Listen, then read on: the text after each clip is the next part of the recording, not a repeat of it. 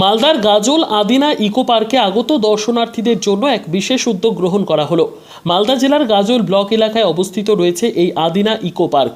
সোমবার গাজল ব্লক প্রশাসন এবং গাজল ব্লক পঞ্চায়েত সমিতির যৌথ উদ্যোগে আদিনা ইকো পার্কে স্যানিটারি ন্যাপকিনের ভেন্ডিং মেশিন উদ্বোধন করা হয়। এদিনের উদ্বোধনী অনুষ্ঠানে উপস্থিত ছিলেন গাজল ব্লকের বিডিও সুদীপ্ত বিশ্বাস, গাজল ব্লক পঞ্চায়েত কমিটির সভাপতি মোজাম্মেল হোসেন সহ অন্যান্যরা।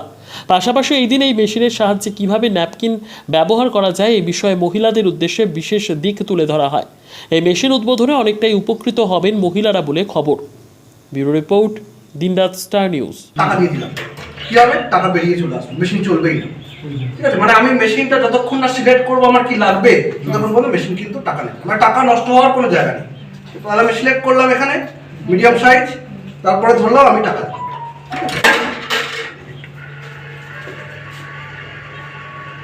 হলো, আমি একদম মিডিয়াম সাইজ পেয়ে গেলাম।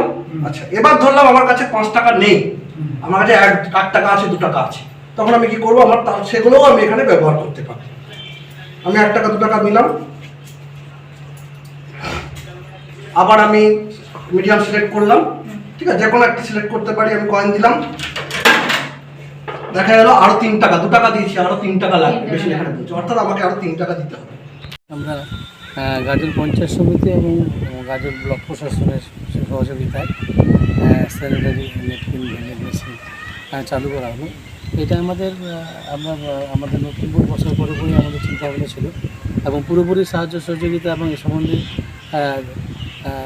বিশেষ করে এই আছে ভেন্ডিং মেশিন চালু যেটা করা হলো, তার জন্য আমাদের প্রথমে ধন্যবাদ জানাবো আমাদের গাজলের বিডিও সাহেবকে। ওনার অত্যন্ত কর্মপ্রচেষ্টা এবং চালু করার বিষয়ে যে সহযোগিতা, সেটা সত্যি খুব প্রশংসনীয়। আর যেটা আমরা চালু করতে পেরেছি, এটা আমরা কিছু দিন আগেও চালু করতে পারতাম যেহেতু এমসিসি ছিল।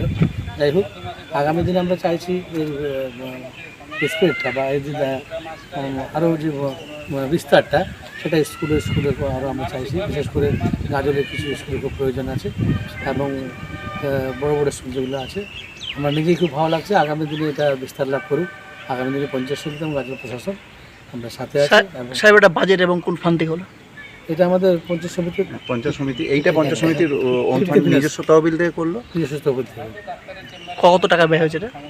আনুমানিক 50, হ্যাঁ 50,000। আদিনা ইকো পার্কটা পঞ্চায়েত সমিতি দেখাশোনা করে, তাই জন্য স্যানিটারি ভেন্ডিং মেশিন এবং ইনসিনারেটর এই দুটোই আজকে চালু করা হলো। এর মুখ্য কারণ হলো যে এখানে যারা আসে, বিভিন্ন জায়গা থেকে মহিলারা যারা আসে, এর আগে তারা আমাদের কাছে জানতে চেয়েছিল স্যার এগুলো কোথায় ডিসপোজ করবো, কী পদ্ধতি আছে। সেই থেকেই আমাদের পঞ্চায়েত সমিতি এবং আমরা আলোচনা করি যে এগুলো নিয়ে একটা সিদ্ধান্ত গ্রহণ করতে হবে এবং খুবই স্বাভাবিকভাবেই আমাদের ধন্যবাদ জানাই পঞ্চায়েত সমিতি পুরো টিমকে এবং সকলে মিলে আমরা সিদ্ধান্ত নিই যে আমরা স্যানিটারি ভেন্ডিং মেশিন ইনস্টল করবো এবং সেই অর্থেই আমাদের আগেই ইনস্টল হয়ে যেত, মাঝখানে এমসিসি চালু হয়তো করতে পারিনি। আজকে আমরা এই চালু করলাম এবং আগামী দিনে আমরা বিভিন্ন স্কুলগুলোতে আমাদের পঞ্চায়েত সমিতি সিদ্ধান্ত নিয়েছে, স্কুলগুলোকেও তারা এই ফেসিলিটি। দেখা গেল এখানে ইউজ ন্যাপকিনও ডিস্ট্রয় করা হচ্ছে, কোনো মেশিন লাগানো আছে? হ্যাঁ, একদম। এইটা ইনসিনারেটর যেটা হলো, আমরা যে মেশিনটা ইনস্টল করেছি তাতে 5 টাকার কয়েন দিয়ে আপনি একটা 5 টাকার কয়েন দিয়েও পেতে পারেন, দুটো সাইজ রাখা হয়েছে। আবার কারো কাছে 5 টাকার খুচরো থাকলে সেটা দিয়েও আপনি পেতে পারেন।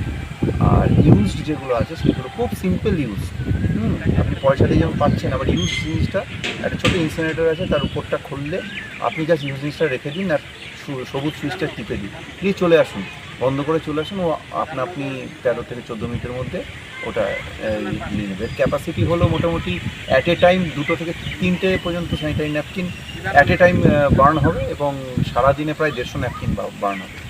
ঠিক আছে, একটা এবং পরিবেশেও কোনো দূষণ হবে না, পুরো ফিল্টার হয়ে ধোঁয়াটা বেরোবে। ঠিক আছে।